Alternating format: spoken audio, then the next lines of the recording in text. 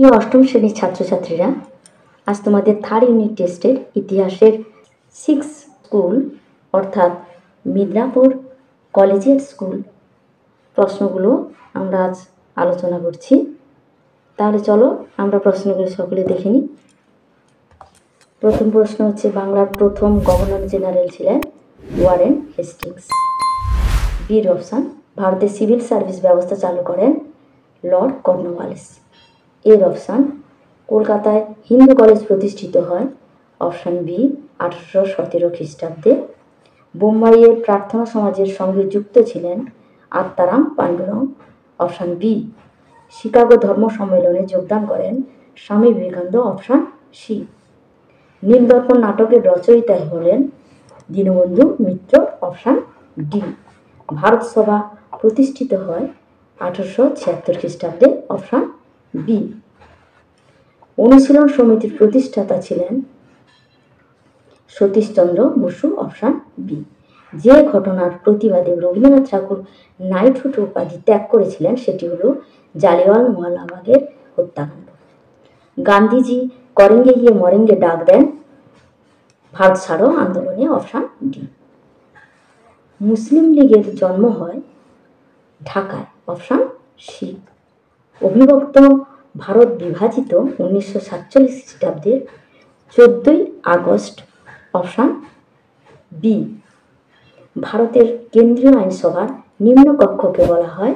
Option C, Lok Sabha. যে অধিকারটি মৌলিক অধিকার নয় সেটি হলো সম্পত্তির অধিকার। পরের প্রশ্নগুলো আমরা দেখে নিই। তাহলে 2-এর দাগের প্রশ্নগুলি রয়েছে, নির্দেশ অনুসারে উত্তর দাও। পূর্ণবাক্যে উত্তর দিতে বলেছে এখানে। চিরস্থায়ী বন্দোবস্ত 1793 খ্রিস্টাব্দে কে চালু করে? উত্তর হচ্ছে লর্ড কর্নওয়ালিস। তোমরা এটাকে পূর্ণবাক্যে লিখে ফেলবে। আরেকটা রয়েছে, মেদিনীপুর কলেজিয়েট স্কুলের কোন প্রাক্তন ছাত্র প্রিন্স ফোরকে হত্যার চেষ্টা করেন? ক্ষুদিরাম বসু। গণপরিষদের স্থায়ী সভাপতি কে ছিলেন? ডক্টর রাজেন্দ্র প্রসাদ।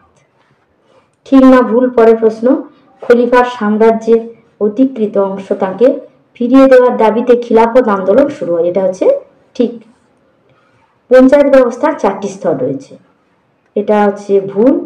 পঞ্চায়েত ব্যবস্থার 3টি স্তর।